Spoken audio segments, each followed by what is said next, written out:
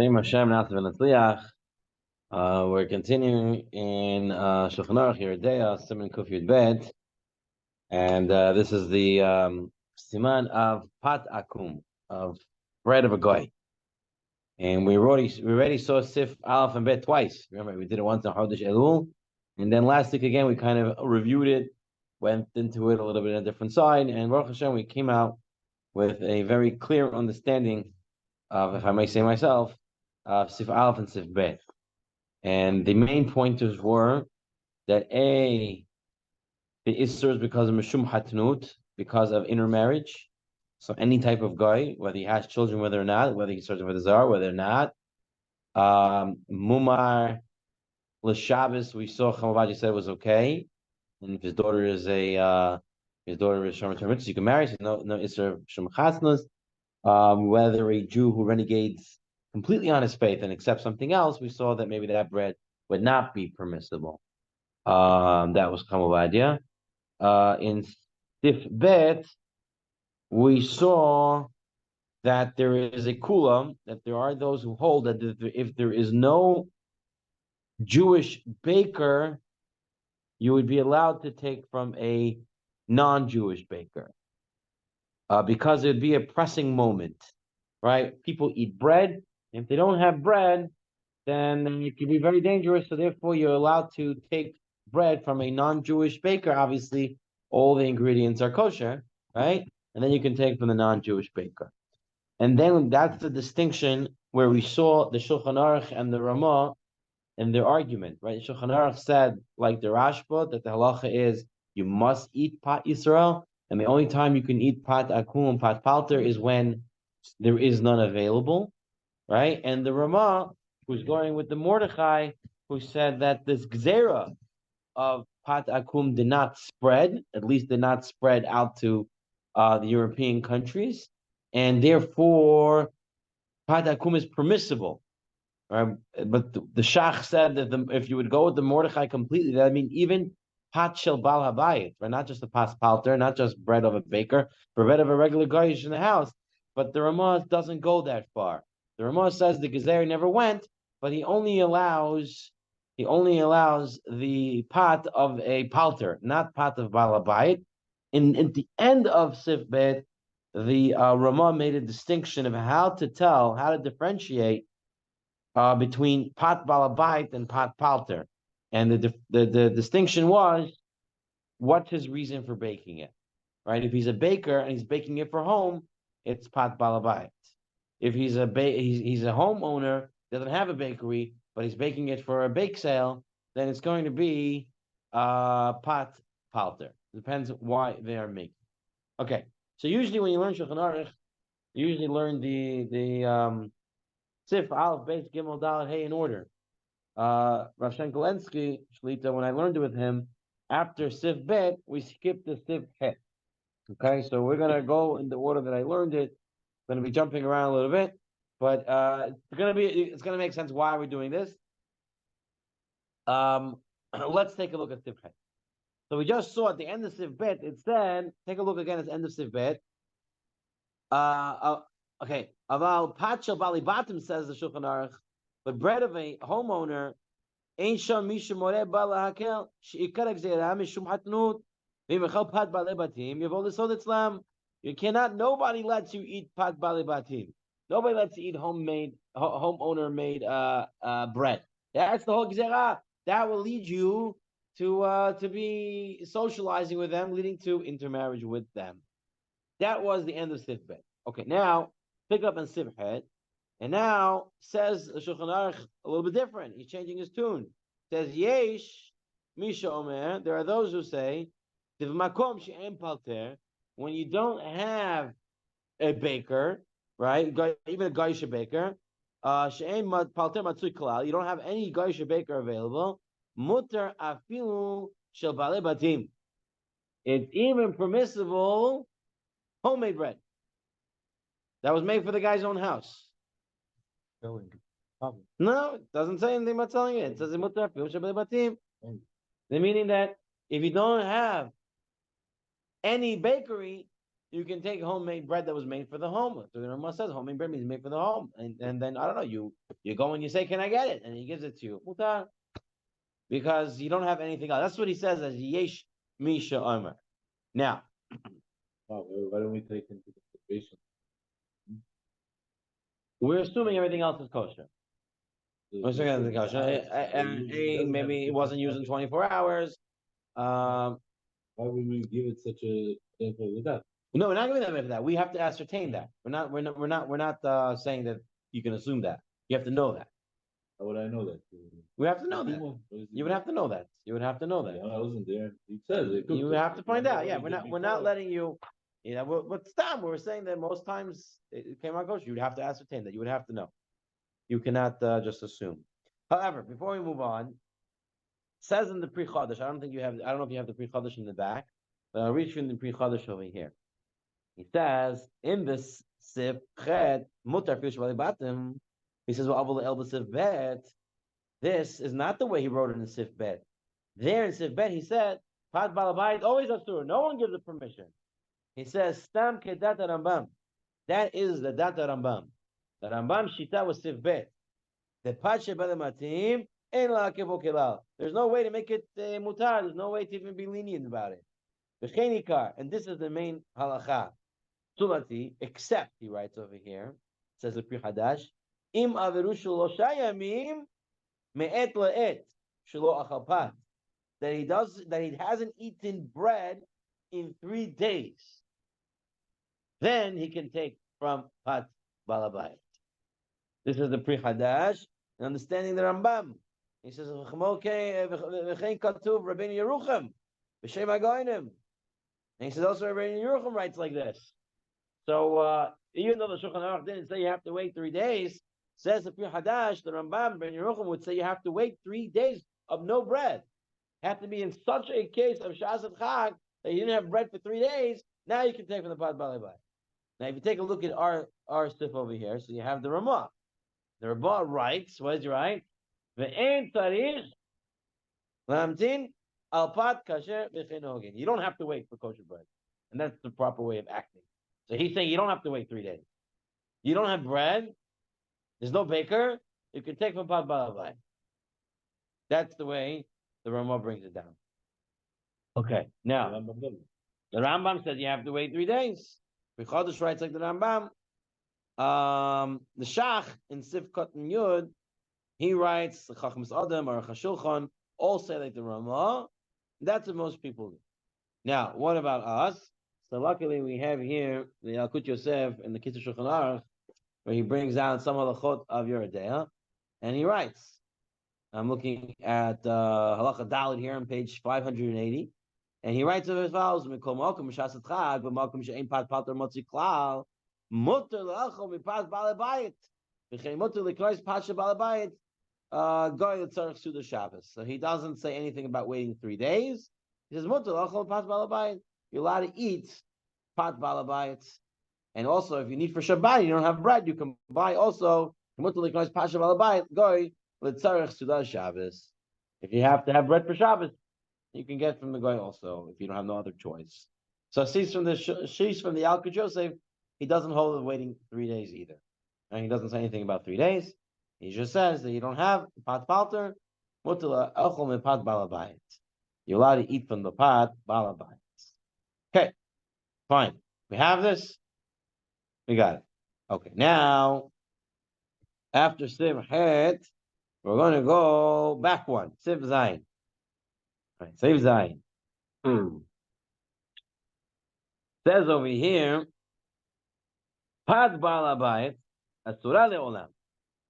The bread of a house owner, right? Garsha house owner, is making for his house. Asura Le'olam. It's forever forbidden. Afilu kana palter mimenu. Even if the baker comes, let's say there is a town baker, and he buys it from him. So Johnny is the home guy. Johnny's making bread for his house, right? Tom is the baker. Tom needs bread. So he says, "Oh, I smell you making bread. Give it to me. I'm going to go sell it in my store." Still going to be asur.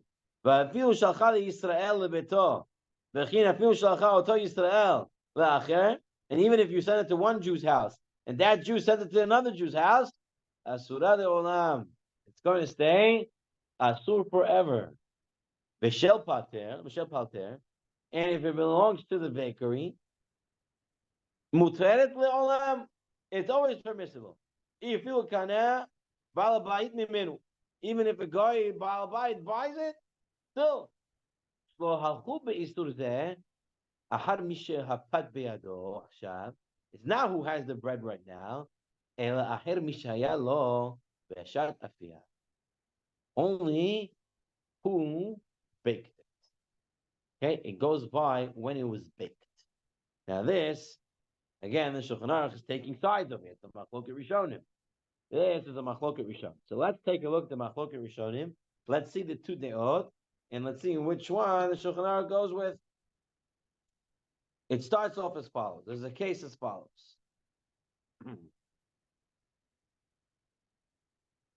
The Gemara in Masechah Avodah Zarah tells us about a case where there was wheat. Okay? And Yain Nesach fell on the wheat, hereby forbidding the wheat now. Okay? The person, the Jew who has this wheat, cannot sell the wheat to a non-Jew. Why, the Gemara says? Let's say it was Stam Yain. Okay, well, there's no answer of okay, let's say it's Stam Yain. So it fell on the wheat. He can't do anything in the wheat. Person cannot sell the wheat to a non-Jew. Why? Because of the concern he might sell it back to a Jew who will be unaware that non-kosher wine mixed into it. Rather, the Jew should grind the wheat into flour, bake it into bread, and sell that bread to a non-Jew in a private manner. In that case, no Jew will buy the bread since they will assume it was baked by the non-Jew and it's forbidden as pat akum. Okay, so the case the Gemara said, non-kosher wine fell on the wheat. You cannot sell that bread to a non-Jew. You cannot sell that wheat to a non-Jew. You have to take the wheat, grind it, make it into a bread, and sell it privately so no one knows that you, Jew, sold it to the guy. So the Rashba says, what's the whole problem?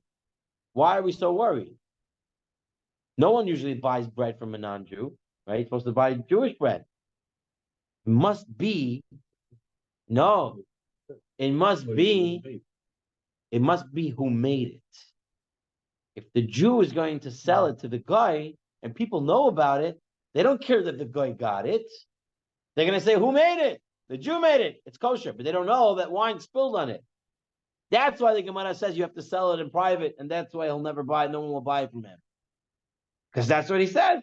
So here, are they not buying it from the individual Jew? The fact that they would think that it'll be permitted to eat the guy's bread proves that when does it become patakum? At the time of baking. Right? So everybody sees you selling it to Tom. You sold your bread to Tom. Everyone says that's Jewish bread. Tom now goes and sells it. Oh, that's not kosher bread. That's Jewish bread. Because that's why in this case you have to hide it because of the ayin, the problem with the non-kosher wine. Fine. Okay, that's the Rashba, and that's the Rashba's proof. There is another reproach. Rabbeinu Aaron Halevi, the Ra'ah, he says a little bit different. He understands as follows. He says, the truth is, if a guy bakes a bread, whether baker, not a baker, really, it's asur. First, when a guy bakes a bread, it's always asur. Now, when there's no other Jewish bread, the Chachamim remove or suspend the isur. But really, the isur is always there. So, accordingly, if you purchase either pat balabait or pat palter from a palter, the heter of the palter comes into play when, and the bread is permitted, but if you purchase pat palter or pat balabait from a balabait, there is no heter and the bread is forbidden. Meaning, he's saying it all goes into effect when you're buying it. Why? Because really, everyone's bread is asur. But now, if you're getting it from pat balabait, from pat palter, and there's no other bread, we make it permissible. Pat balabait, we don't remove the isur. where everything is usher. And he wants to prove it from a later. We're going to see it Sif Dalid that if a Jewish baker comes to town, no one can buy from the pot palter, from the Goyish baker. You have to buy from the Jewish baker. So he sees you can have kosher bread, and then all of a sudden a Jewish baker comes, that bread is not kosher anymore. So it doesn't go when it was baked, says the Rebbeinu Aaron Levi, says the Ra'ah. It rather goes by the time of purchase. So in essence, Ra'ah ho, the pat akum status is determined at the time of baking. Is it pat akum or not? But palter heter is determined at the time of purchase. So the Ra'ah makes that distinction. Pat akum is when you're baking it. Pat palter is when you're buying it. Is it permissible to buy this bakery bread now or not? He's making two distinctions here, two steps. Step one is the pat akum, guy who baked it. I don't care which guy baked it. Pat akum. Step number two, is there any kosher bread? Then this remains asur. No kosher bread, then it becomes permissible for a pat balabay. While the Rashba holds, everything is determined at the time of baking. So the Shulchan Aruch takes the side of the Rashba, right? The Rashba says it all goes time of baking. That was Lashon of Shulchan Aruch, and he said, what does he say? It doesn't go in whose hand it is now. Is it in the guy's palter's hand? Is the guy's balabai? It doesn't make a difference. It goes according to had it at the time of baking. Okay, so in the terms of the way we say it in learning, is it batar me'ikara or do we go batar hashta? Do we go on when it was originally baked, or do we go on its status right now? So we had the Machloket Rishonim, and we saw the Halacha L'Maaseh. The Shulchan Aruch says we go batar me'ikara when it was originally baked. That's when we go. So far, so good. By who? Right. By who was it baked? Okay. By who it was baked. Correct. Okay. Fine. So far, so good. See if we missed anything here. Right. Esther is done. Fine. Now we're gonna go to Seif Dalet. Okay. What happened? Vav and Hey. We're gonna come back to it. That's a different sugya. Right now, we want to deal with Batar Hashta, Batar Mikarat. So these four seif that we're dealing with are dealing with this Batar Hashta, Batar Mikarat. Let's see. Okay. Dalit. Here, the Shulchan Aruch says as follows. Makom she'en paltei Yisrael matzui. In a place that you don't have any paltei Yisrael, Ladata matirin, according to those who permit, likach pat mipalta rekochavim, to take bread from a goyish baker. Im hegia sham palte Yisrael, if a Jewish baker shows up, hare pat palte ovekochavim, asura. Now the bakery's bread is asur. Achim kol palte Yisrael pito v'lachar shekaleh pat Yisrael chozer pito shel v'kochavim la'ashiro. So says the Shulchan Aruch, very interesting. You see it? He says that if you have no bakery, no Jewish bread, right? So you're allowed to go and get it from a palter, non-Jewish. But if now shows up a Jewish baker, or now there's Jewish bread available, the Goyish bakery becomes asur. Until the Jewish baker runs out of bread, and then it becomes mutar again. Okay? That. Now, how do you understand this word, likach? Makom she'en patei Yisrael matzur ledat matirin, likach pat mepalter oveh kochavim. Okay. Okay. Lakach or likach? Which one is it? What's the difference between them? We're going to see the Shach had a different understanding here. Okay, so let's take a look at based on what we said so far. The question is, how do you read this sif? Is it likach or lakach? And what's the difference? I went to Tom's Bakery when there was no Jewish bread available. I bought a loaf of bread. I took it home. Now Shlomi comes, Shlomi's Bakery, and he's selling Jewish bread. What about the bread I bought? Is that still kosher? Till you finish your Flemish bread is kosher and not kosher. Once you finish it, Even when I bought already? once you bought it, once Right. Flemish So the on question the is, market, it's not kosher.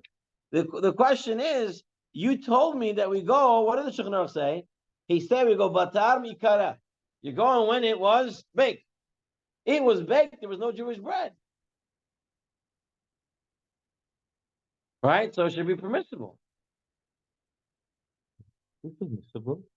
Oh, so you're saying good. You're saying the word likach. What does likach mean? If you have two, likach. Likach means buying. Buying now. Yeah. Not mashalakach, not what I already took, but likach, what I'm going to take. So says Maran Shulchan Aruch that if a Jewish baker shows up, you cannot take new bread from the guy. But whatever you already bought from the guy, you can still eat. That's the way the Shach is. The Shach has a question. This is when the Kudus Kesef does understand this, and that's the way most understand it. Which means is that Tom baked 10 loaves of bread in the morning. He sold one to a non-Jew. He sold one to a Jew at 9 o'clock. At 10 o'clock, shows up Shlomi. That means that one bread that was sold to the Jew remains kosher.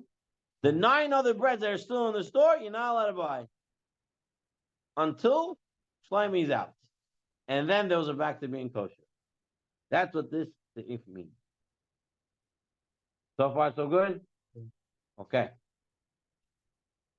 Now we're going to go to say, one second. When you're going to call his Italian mafia, Put him out of business. Okay, before we move on to Siv Gimel, let's take a look over here for a second in Yalkut Joseph, what he writes. And he writes, you don't have Jewish bread, and you bought Goyish bakery bread. And then they come ahead and they bring Jewish bread. Mashikana mutar lo le'echol. What he bought remains permissible for him to eat. So exactly the way we learned it, right? That whatever you bought prior is good. Whatever is currently in the bakery, you're not allowed to buy. Again, which is only applicable for us, the Faradim, who follow Shulchan Aruch. Ashkenazim say, remember we learned? Mutar, even if there's Jewish bread, you can still buy Goyish bread. L'chatchila.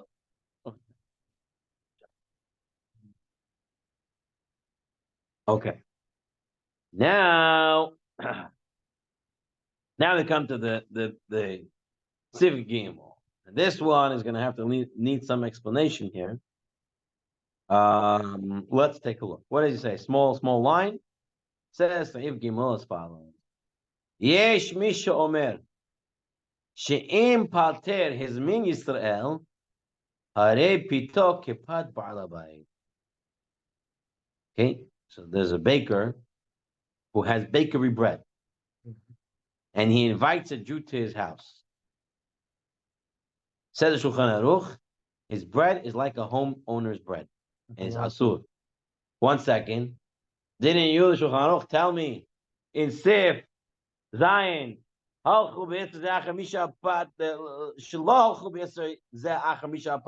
go who has it right now. Who made it? So now you tell me a baker comes home with bakery bread. He invites a Jew to eat. And a Jew cannot eat it. It's asur like pat balabayit. But why? Batami kara means that it should stay mutar. Using it personally, data. No, he's not using it business personal. He had some leftovers in the bakery. He took it home. What purpose is that? Why we're allowed to purchase from the baker? Because he doesn't care that we're gonna come hot food, because he's doing a business. Now it's not business. So you're saying the reasoning is not there. Yeah. Right? The whole reason palter is permissible is because there's no social, right? Even though we shouldn't do it, but if you need it, since there's no social component, right, and there's no concern for intermarriage, so therefore we left. He's saying now he's coming to his house, right? He's being invited to his house. His bread is like the pat balabai. So he's saying very good. You're saying very good. In fact, so the shach, Steve Cotton you'd bet. He says what you say.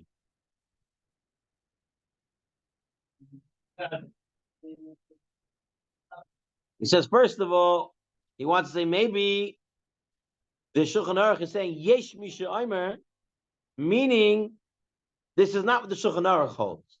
Shulchan Aruch holds bata mi'ikara, should be kosher. But maybe he's quoting yesh misha omer, someone else's opinion. That you go batar hashta. Where is it right now? Like the Ra'ah, right? Or Aaron Levi. Maybe that's the opinion that he's quoting, but it's not his own opinion. Aval poskim, second line in the shach.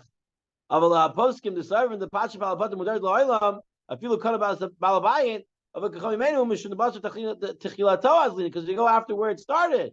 Hachinami mutar should also be mutar here. The kivan the b'shasif yasai, because when it was baked, hayamutar loy, hayamutar loy mitasertu. You cannot make it any more asur.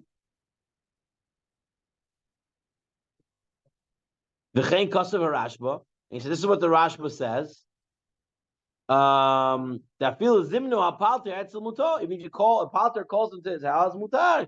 Kivan shaya mutar b'shatafiyato. Oh, to eat the bread with God.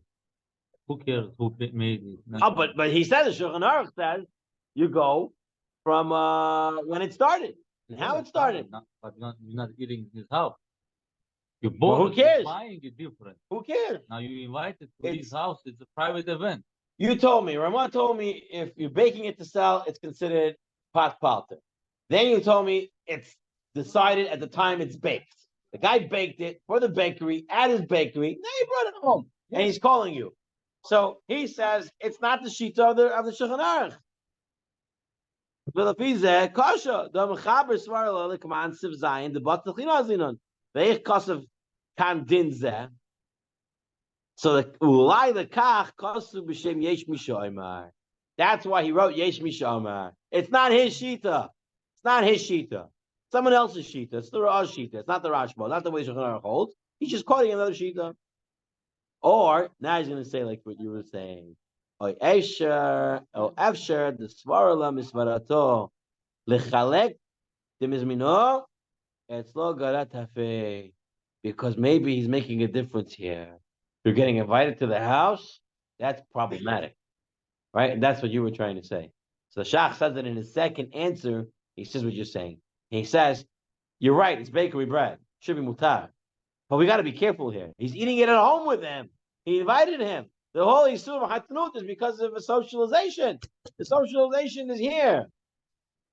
So that's going to be a problem. So we have two answers from the Shach. Shach number one answer, this is not the Shulchan Aruch Shita. He's just quoting another daya, another opinion. It's not his own Shita. Second answer, no, even though his opinion is it should be mutar, in this case, when he was invited to the guy's house, he's successful. Because you have the problem of what's it called? Of hatnut. There is a third answer. Hold on. All those business meetings, sometimes people do invite, to go to restaurants, say sometimes they go to the houses to each other. Goyim. Yeah. And Jewish people go. It's a business meeting. So a guy's house. Goy house or Goy comes to our house or we meet in a restaurant as a appreciation, whatever business meeting, like whatever. Sometimes, Right. and people do this on daily basis. So the question there would be, They try to find favor in each other. They try to show appreciation to each other. I think you would have to at this point make a distinction of how much socialization is there. For example, for myself, we're talking myself. So when they invite me to a holiday party, first of all, it's very awkward. B, it's not very much socialization. Maybe I don't have good social skills for parties, maybe. So I don't feel like I'm really socializing there. Or maybe I'm being biased to myself. I don't know. Maybe other parties people do. If they are going to get more socialized. I think you would have to make that distinction. But here he's saying Hizman Yisrael. He's inviting the Israel to his house. Seems to be saying. I don't know if that same applies to a restaurant.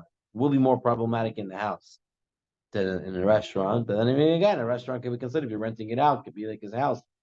It's not pashut. It's really not pashut going to these business meetings and stuff like that. I think it's always in a sense, it might be easier to go to a business meeting where everyone else is eating non-kosher and you're the one eating kosher. No, you go to kosher restaurant. No, that's what I'm saying. I say it's more problematic that way, right? It's more problematic going into a kosher restaurant, right? Because now you're sharing in sekai food. Everyone's eating because everybody's the same, right? On the other hand, you go to a non-kosher restaurant, right? So this guy's coming with his own food, right? So if the hecker, the distinction is very noticeable, right? Sometimes at work, they have a business meeting and everybody ordered non-kosher and they ordered me the kosher menu. And the kosher menu comes in its own containers, own containers, and it's not, I'm not with anyone else. You can feel the difference, right? And in the case where everybody's eating the same thing, maybe there is more of a social approach there. I don't have it cut and clear when it comes to that, but I can definitely see the issues that come up with them. People have to be careful. People have to be careful not to socialize. You don't need much reasons. You can just look in the world and see why you want to stay away from such people. All right. So okay, so he brings a third answer, and this is the Nekudat HaKesef. The Nekudat HaKesef, this is the grandson of the Shach. He writes a third answer.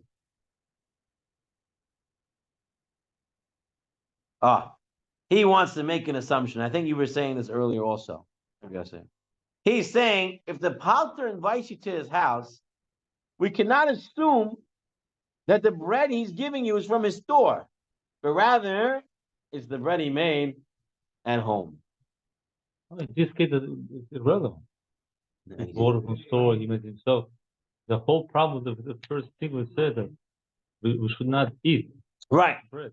But he's saying maybe what the Shulchan Aruch is trying to tell us is that if the baker's inviting you to his house, don't think it's bakery bread and you think it should be mutar. But rather, you have to assume that it is homemade bread, and therefore it will be asur. What's the difference in these opinions? The Jew is invited to eat at the palter, who brought home the store's leftover, who works in a large commercial bakery where no one bakes anything for personal use. In those cases, the Jew is 100% sure the palter did not bake the bread for personal use, but is nonetheless an example of a Jew being invited to a non-Jew's house for a meal. According to the Shach's first and second answer, right? According to it being another opinion, or being that the Shulchan Aruch is more strict in someone's house, the Jew will be forbidden eating it. But according to Nekudat HaKesef, who says the whole issue is that we're assuming it's pat palabayit, even though it's the pat balter inviting you, and here you know for sure it's pat balter, then it wouldn't be usher, depending on the answer that you're using. Maisa, we go to a guy's house. That's where the major problem is, as Mr. Shach said. Here in the Shulchan Aruch, he writes as follows. Tion, you're awake? You want to translate for me? You want to translate Zion for me? Here, this one, the Yaakov Joseph Zion over here. On the right page, yeah. Zion. Yes, we should have she will give right out of those who wrote go to visit in an Arab house. Well, you see now they serve the bread that they made in their house. For the guests. Say that you can eat from that bread. Who gives that opinion? He says. What did you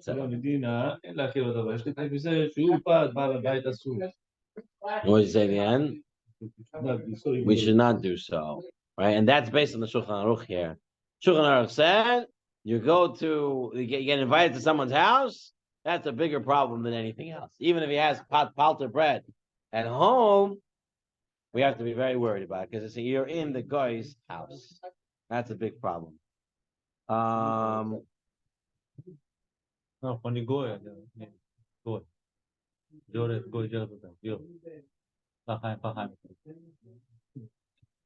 So we were having a discussion, and I don't know if you want to chip in on this. You want to pitch in on this discussion? We were having a discussion. So we just said, Shulchan Aruch said that if you go to a guy's house and the guy's giving you pat palter bread, it's considered pat balabayit bread. Remember, that was the whole question. Batami ikara, I thought it would be mutar. Shulchan Aruch is saying that if you're going to invite to a guy's house, it's a problem. So now, Rabbi Yosef, this is the question. What about business meetings? Parlor meetings sometimes go on in someone else's house. They're going in a restaurant. They're renting the place. The guy's renting it, and you're in a kosher restaurant. Should the Shulchan Aruch's worry of being so close to a guy at his house should apply in these situations as well? So it really depends on the business meeting, I think. In the end of it. Some business meetings are very professional. It's over lunch, but it's pretty professional. Come, you talk about the business, and you go. But some others, they can get into other things, especially a lot of when they do negotiations. Apparently, you want to talk about family, you want to talk about other things. You loosen up the guy, right? To make the sale, you gotta get into the person. You gotta know him. You gotta get his interest. You gotta pick his interest. You gotta do different type of things. So maybe it's gonna be a bigger problem. Be a bigger problem. And then I wanted to Taina, and then, by the way, all this is just speculation. I don't know these parts. But then I wanted to speculate that it would probably be less problematic if all the Goyim were eating non-kosher food and the Jew himself was eating kosher food and being at the function. My reasoning for that is because when the Jew is eating his separate food and he has his own tray, his own this, his own that, it's like a big hecker. It's like a big recognition that he's different than the rest of them, right? Whereas if you sit in a kosher restaurant, it's more socialized because pass me the bread, pass me to this, pass me to that, because we're all eating kosher food. So the distinction between the guy and the Jew breaks in the kosher restaurant. But if you went to a non-kosher restaurant where there's no marat ayin, or people understand it's a business place and stuff like that, or it's at the business or at the institution where they are, and they're serving a non-kosher spread, and he comes with his, they order him a kosher meal, maybe that's less problematic because the differences exist there. He knows that he's different, right? And then everybody gets jealous of the kosher meal because it comes in a bigger package, and they all want to try it. Okay, fine. So what do we come out with in the end of the day? At this point, we came out as follows. We had a question, batam ikara, batam hashtad. Do we go with where the bread is right now, or do we go with when the bread was baked? So this is what we have, the information so far we learned. First of all, how do you define something as being pat palter or pat akum? For that, we have the Ramah. The Ramah said, what was the intention of baking? What was the intention of baking? Was it the baking for the house? I don't care where you baked it. It's pat balabayit. Intention was to sell it. I don't care where you baked it. It is pat pat. That was the Ramah. Then Shulchan Aruch said, when does it get stamped? Pat palter or pat balabayit? Says Shulchan Aruch, like the Rashba, it happens at the time of baking. So whenever it's baked, I don't care who's selling it now, I don't care whose hands it is now, when it was baked, that's when it's stamped pat palter or pat balabayit. Pat balabayit, we saw, the Rambam says, is always usher. Shulchan Aruch brought down And if there's no bread at all, so then it's permissible. Rambam would hold after 3 days of not eating bread. When Yerucham holds this way also. So we saw the Ramah say you don't have to wait. The Yalkut Yosef said you don't have to wait. No bread, pat balabayit becomes mutar.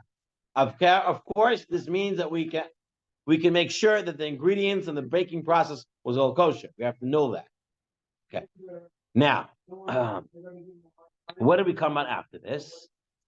So at this point, we said another interesting idea. That even though it goes batam ikara, even though it goes when it was baked,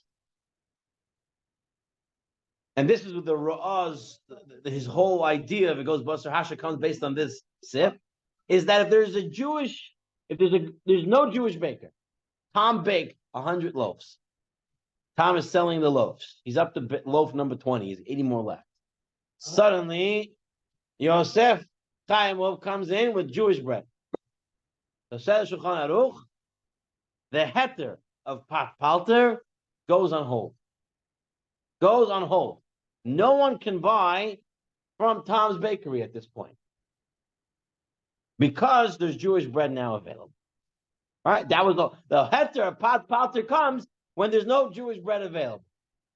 The question now was, what about what I already bought? What about what I already bought? Right, so that was a shach was having a big problem. He had lokach instead of likach, and we said that because God says likach, which means they're not allowed to buy new from the baker because the heter pat palter is out because you have Jewish bread, so you can't buy new. But whatever you bought stays mutar. Why? Batar mikara. We go from the beginning, and when you bought it, right? It was good. But this is the Ra'ah. The Ra'ah says, you're not going Batar Mikara, you're going Batar Hashta. What's the story right now? There is Jewish bread or not, right? So that's where you can see the Batar Hashta happening, the point. Okay. And then we had our final sif on this idea, Batar Hashta and Batar Mikara, was being invited to a guy's house, but which guy? The baker's house. And the Shulchan Aruch said, Asur. So the Shach said, what's this Asur? You told me Batam Yikara. He's bringing home bakery bread. He had bakery bread. He's the baker. He brought home the bread. Batam Yikara. It should be mutar. So the Shach wants to say in answer number one, that's why Shulchan Aruch started Yesh Misha Omer, saying it's not his shita, it's someone else's shita. It's not his dayah, it's someone else's opinion. That's his first answer.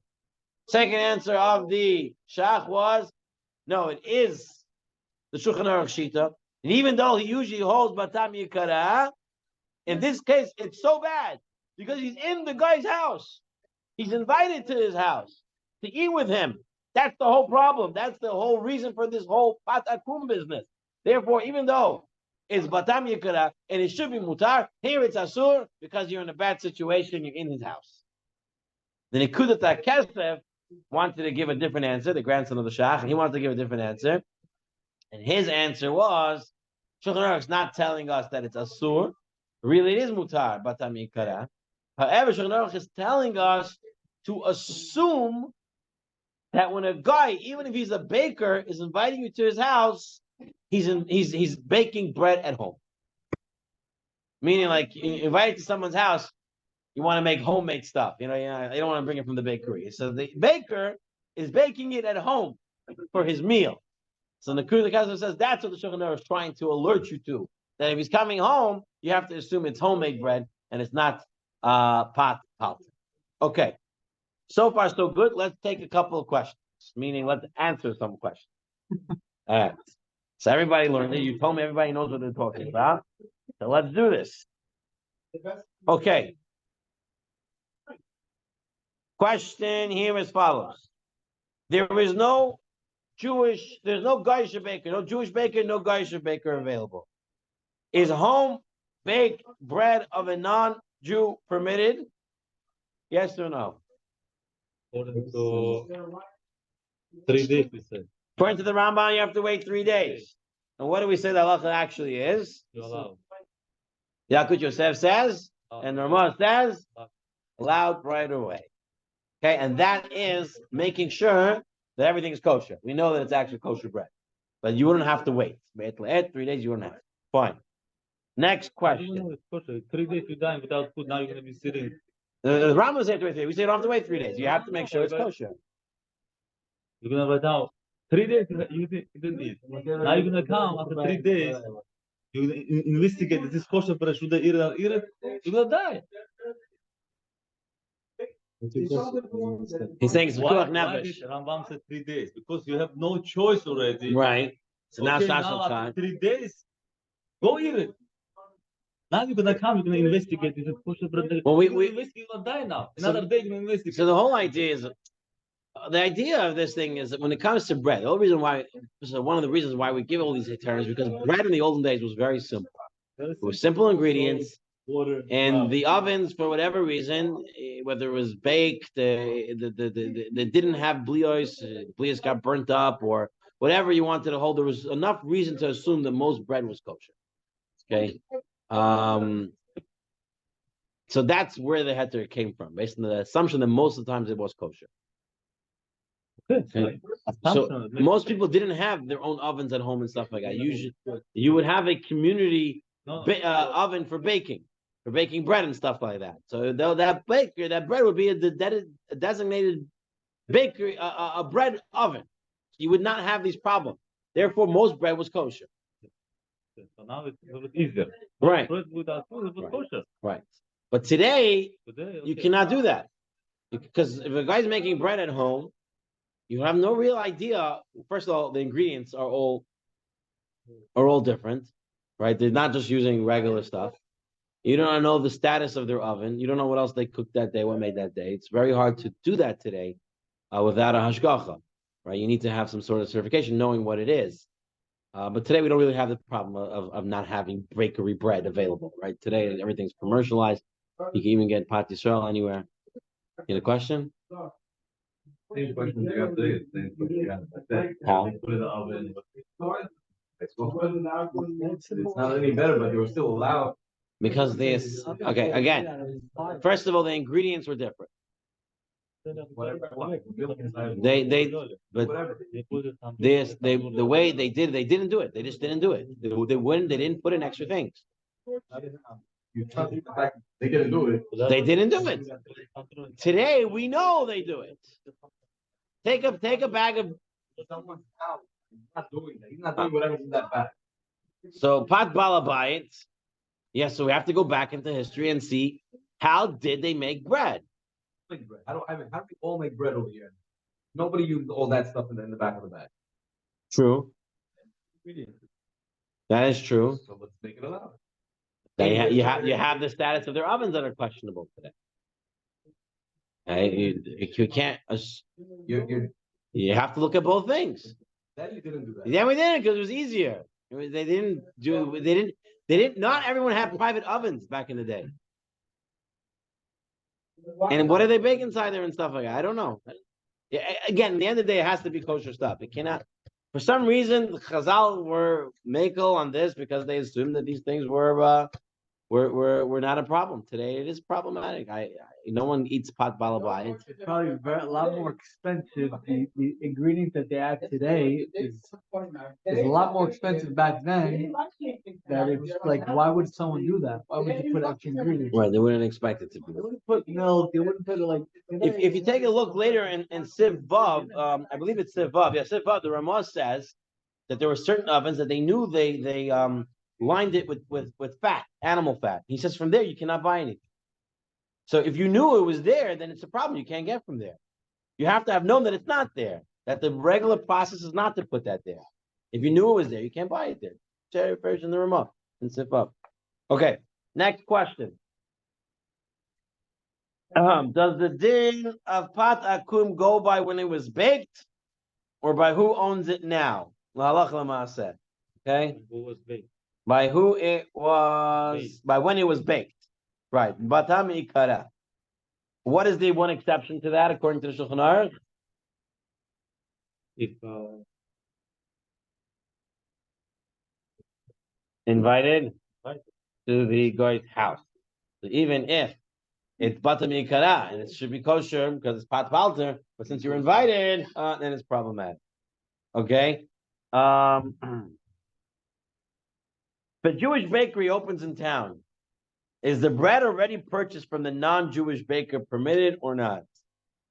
The one who bought it already? I already bought it. Yeah, If you They're already bought it, no, no. it's okay. If you now buying it, it's not. Yeah. Okay. Right. Whatever you bought already permitted, but the rest, no. Very good. What should we say in regards to? If I was invited to the guy's house, I'm allowed to eat over there? No. What did I? You bought. Yes, so Shulchan Aruch writes as follows. Yesh Misha Omer, Shem Palter, his min Yisrael, Hare Pito, the Palter's bread that he baked at the bakery, Kipat Balabait, now gets the status of Pat Balabait. Meaning, even though it's Pat Palter, and we go Basa Mi'ikara, which means it should be kosher, but since he invited you to his house, and this is Lashon of the Shach, that he says, the Svirla Misvirasoi Lechalik, to make a differentiation between the case. When he invites him, Etzlo Gara Tafi, it's terrible that he is at his house. And that's the whole point of the Gzera, because of Chatnut. So I don't care you eating Pat Palter at his house, you're at his house. So that's the one exception that Pat Palter doesn't go Batam Ikara. Rather, it goes where you are right now. So, and Basar Hashta is the Ra'ah's opinion, Rabbeinu Aaron Alevi's opinion, and we saw already when you're buying it, like why all of a sudden the guy's bakery's 80 other loaves that are left, and Shlomi comes with his, and why that becomes us. So the Ra'ah wants to say because it is Basar Hashta, right? Because basically there's a heter of Pas Palter. The really everything goes, it's usher. Pas guy is usher always. When there's no Jewish bread, then we suspend the Isser and we allow it. So that makes sense in the Sif. Now there's Jewish bread, so the suspension of the Isser is removed and it's back to being Usser. Shulchan Aruch seems to be saying that, but he doesn't want to hold Basar Hashta, he's going Basar Meikol. Okay, that was so far what we learned today. We're going to do one more Sif today. Let's go. And this is everyone's favorite Sif in Pat Akum because it pretty much allows you to do a lot of things that you can't do anywhere else. So let's take a look. This is Sif Hay. Okay. Going into Sif Hay, let's take a look. All right. He says over here, Shulchan Aruch, Yesh Omrim, Shemishi Yesh Be'ado Pat. Someone has in his hand bread. He's not missing bread. He has bread. Or sheyesh palter Yisrael, and there's a Jewish baker there too. You can buy all the bread you want. Veyesh palter ovek kochavim. Now you have a goyish baker. It's always better by the goy. Man, the grass is always green on the other side. They have the better food. Killer bread. Okay. Veyesh palter kochavim. Oseh pat yafeh mimenu. He makes a very beautiful bread. Oh, mimin acher. He makes this dazzling bread you can't get anywhere else. She'em beyado shel patei Yisrael. And Shlomi, no, he's not making that bread. Shlomi's making basic stuff, 7-layer cake. He's making the onion bread. He doesn't have this killer bread. He doesn't have it, right? There does he say here, mutar liknot mi palter v'kachavim. You can go and buy it from the guy. Why? B'nakum shenahagu heter b'pacha pater. In the places where they give the heter to eat the pat palter when there's no pat Yisrael, right? The kivan, since didato nocha yoter bepat palter zeh, mipnei hashivato be'inav, because his mind is more settled with this other bread that's more hashuv in his eyes. It's as if he doesn't have bread. Understand what Shulchan Aruch is saying? Shulchan Aruch is saying that if you enjoy another bread, and the Jew doesn't have the bread, the guy has the bread, but you enjoy that bread more, it's as if you don't have bread. So therefore, you're allowed to eat, you're allowed to buy that bread and eat that bread. It's a very big kula. It's a huge kula. What's even more fascinating in this kula is the lashon of the Shulchan Aruch. Shulchan Aruch says what? Kivan didato noche yoter bepat. Didato, his mind, chashivato be'inav, his eyes, meaning it's subjective. Objectively, right? If you would take the two breads, right, Shlomi's bread, and take the guy's bread, and you check it out, Shlomi's bread is way better. It's way better, right? But for some reason, he likes Tom's bread. It's Hashub Be'inav. He can buy Tom's bread because in his eyes it's good. That's what Shulchan Aruch says. In his own eyes, he likes it.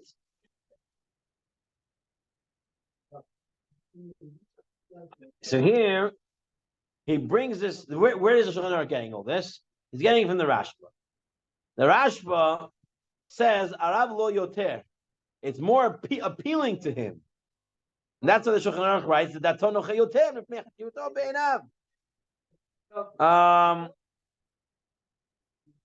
again, Shulchan Aruch writes,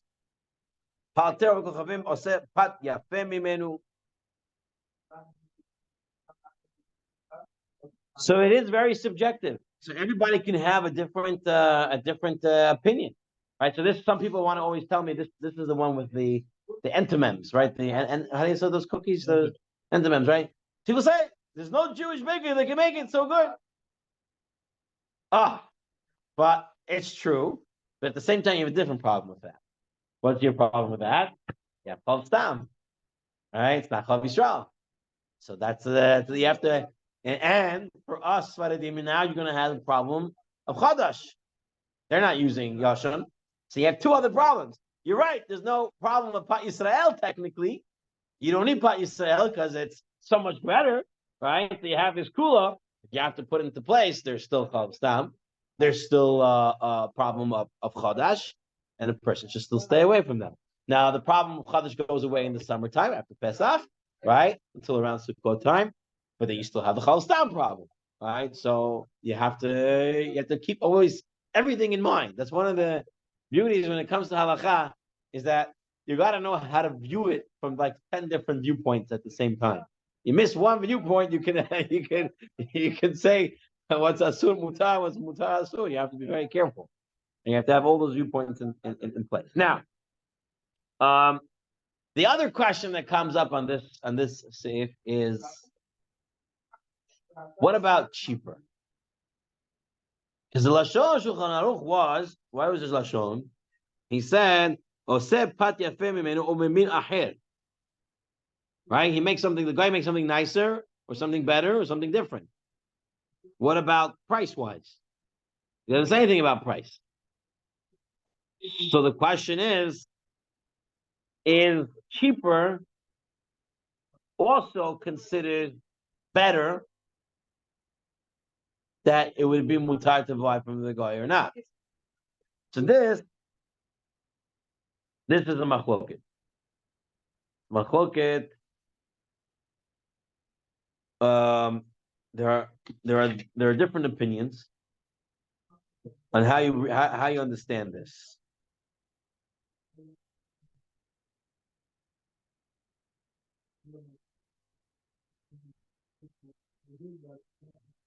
So there are those who want to say that Rashba's lashon was arav lo yoter. It's more appealing to him. Right? That was Rashba's original lashon. And we're saying pat dechukala. It's considered that he doesn't have bread. Very subjective. The meaning, it goes by the person's preferences, and cost is also a person's preference. And therefore, it should be permissible even for cost. Who says like this? I saw here in the Horab Ura, he brings down from the Zifchei Tzadik that cheaper is okay. Someone once told me the Or Letzion wrote it, but when I looked in the Or Letzion, I couldn't find it. Doesn't mean it's not there, just means I couldn't find it. Okay? Someone told me the Or Letzion says also, when it's cheaper, it is okay. I also saw from Rav Elyashiv, according to the Sefer Halachically speaking, they quote Rav Elyashiv that says cheaper bread is also considered min yafeh, min acher, that would be permissible to buy and use as kula. Who doesn't say like this? As a Chelkat Binyamin. Chelkat Binyamin He says the lashon is better bread, or the Shulchan Aruch lashon is better bread, right? Or minacher. It does not talk about money, and therefore it's only about the bread, the quality of the bread, the way the person likes the bread, and not the money. And therefore, if it's just money related, it should not be permissible. Yeah, no, I believe it's nowadays. So he's saying that you go with the actual bread, you don't go with the price. The way Rav Shankolesky and others that I've spoken to, their understanding is most people nowadays, how much, we buy one ice cream cone for $5, right? Go to the ice cream shop, it's $5. So they're not very quick to say just because the price is somewhat cheaper, it should be permissible right away. And again, this is only for Sfaradim, because according to Ashkenazim, you can always buy pot palter. You never have to eat pot Yisrael. Right? This whole heter is really applicable for Sfaradim. It's not really applicable to Ashkenazim. Rama says they can always eat pot palter because the Gzer never went by them. They can always eat pot palter. So for us, it's really it really affects us the most. They want to say for Sfaradim and those who, like the Shach, who recommends to eat pot Yisrael, and for the Ashkenazim, for Shabbat, Yom Tov, I said you make tshuva, that they're more. Now, in those days, they say that you should really look at the price. Meaning, if it's substantial and it makes a huge difference, then yeah, you can use this kula. And if it's not that much of a difference, it's 50 cents, $1 here or there, then you shouldn't use the kula. You should buy pot Yisrael. That's the way personally I'm knowing as well. The kula exists, and we use it when it's really a big difference. And if it's not a big difference, then we don't. I'll tell you, the truth is, growing up in America, in the 90s, many in the 80s, 90s, many from you than ate pot palta very, very frequently. Many ate chalstam very frequently. It was just, maybe it wasn't as available. There wasn't that many options. Back in the day, you went to the freezers. There wasn't Mahadrin and all these other companies of ice creams and stuff like that. You didn't have all those options, right? And so people, took leniencies. They living in America. America is a very materialistic world. Everyone wants to try it and stuff like that. So personally, I grew up that way as well. We didn't always have Chalav Yisrael. We didn't always eat Pat Yisrael.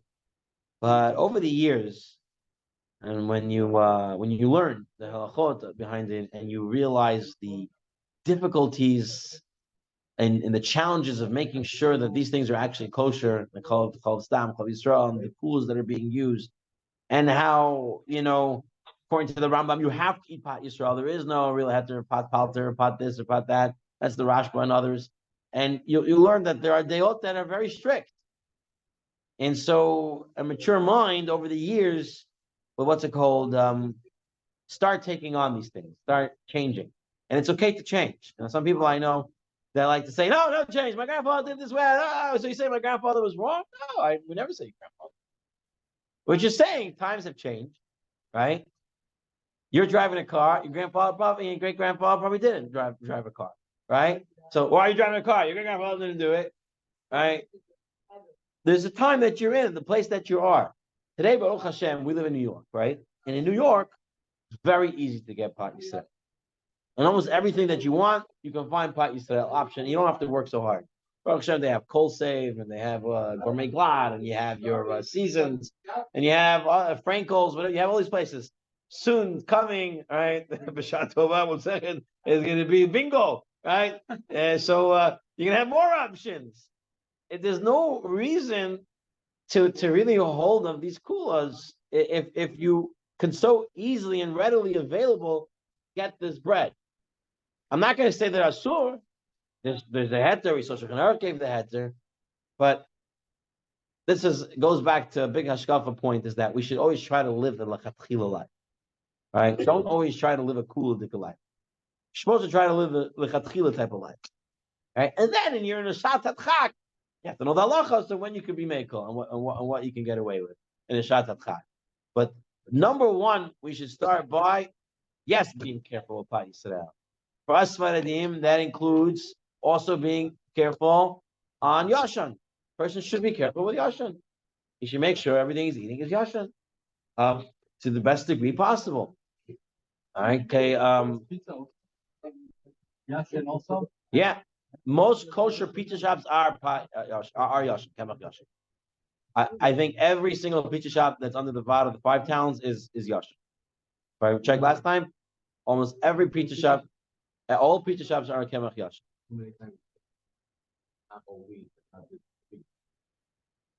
For Yashan, so you have to look. That's why what I love about the 5 towns is they have the additional hidurim, right? And they have a sign, and you can check it on the website as well. If you're in a restaurant, you can go on the VAD 5 towns and you can put in Yashan as one of your options, and it'll bring you all the restaurants that have Yashan. So you know where you can go. It's Sfaradim where you can go. We'll deal with Bishul Yisrael later. We'll get through that problem. But at least the Yashan, you can check it very easily over there. So the person has options. The person should make sure to look at them. The person should be careful when it comes to Yashan as well. Okay. So Kemach Yashan we talked about by Israel. And the person has to be more mature about it. The person has to try to grow in these levels and not rely on coolers and not rely on leniencies.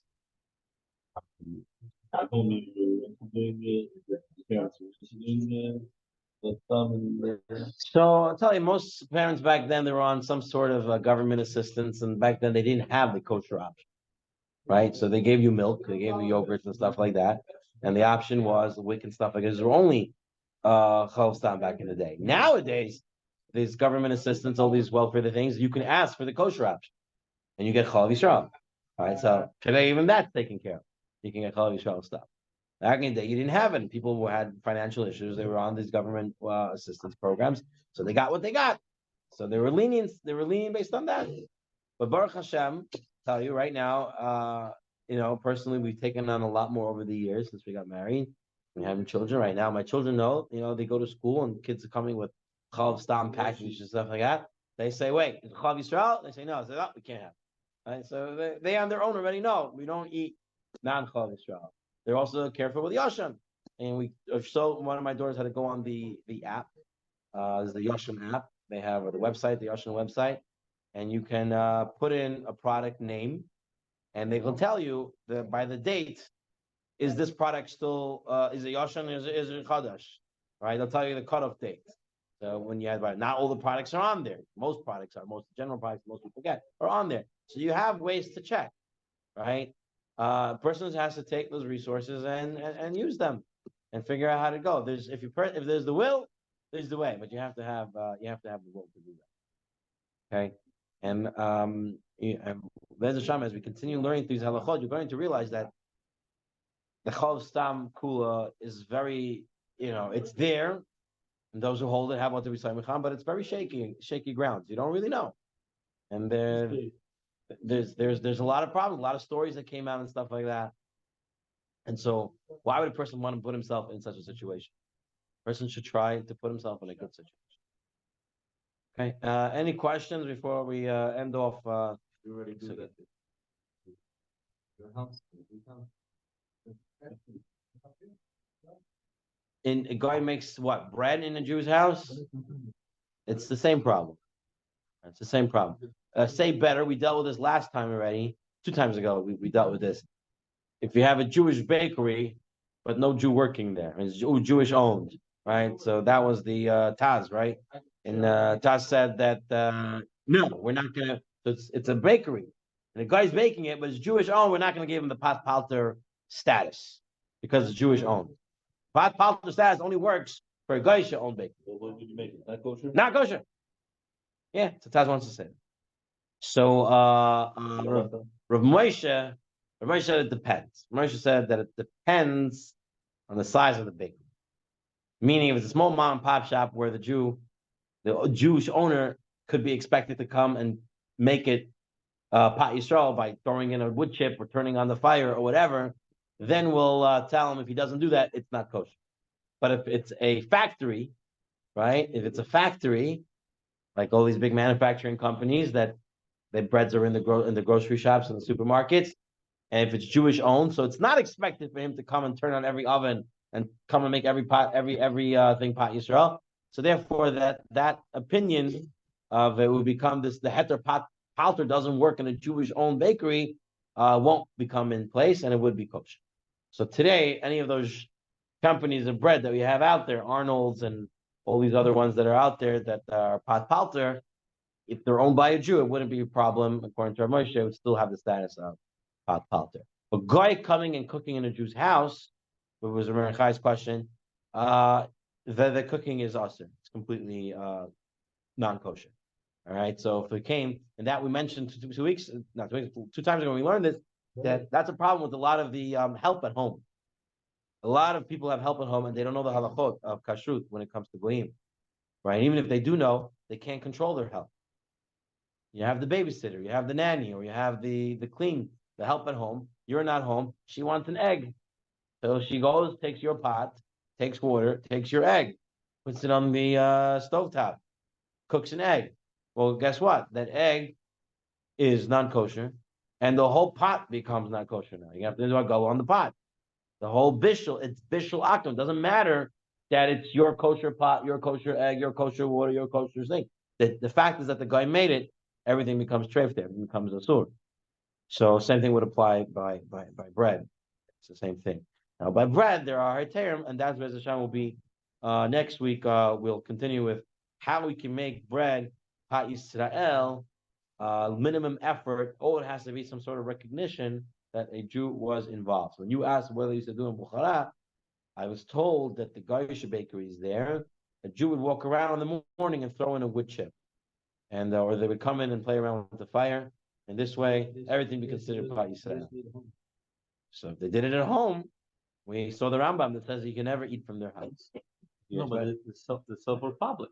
They're baking it at home to sell in the public. So the Ramos says that is considered pat palter. Now you would have to ascertain that their oven was kosher. Okay, assuming that they're baking it at home for outside, they probably have a designated oven for breaking bread. And if they're baking bread with basic ingredients, it's kosher. So you have that assumption.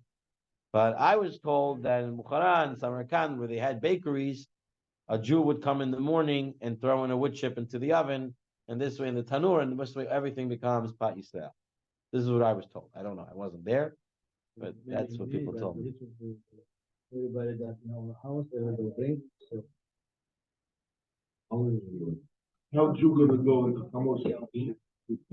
Throw the chip. Knock on the door. Huh? Knock on the door with your Uzi. You said it's the how much I all the part. Yes, everything is. The pilot, you put it on, like the 5,000. So that's a different story. They're using the heter of the Ramah of pilot fire. That's a different story. That's because according to them, that's Bishul Yisrael. That's considered Bishul Yisrael. So if in the Ashkenazic house, if they have a help and they leave on the fire and they tell them they can do stuff, so technically the guy now is cooking. According to them, it's Bishul Yisrael. But if I buy that bread, right, to take out, It's bread. I bought from the liquor. We'll deal with Hilchot Challah later. Now we're doing Hilchot Pat Yisrael. Okay, fine, good. We have 10. Lezakot Yisrael. Fikach Yibal Lahem Torah Mitzvot. Ne'emar. Adonai Havetz Laman Tzidgo Yagdid Torah V'Yadir. We have 10, right? Okay. Tim. Hadish.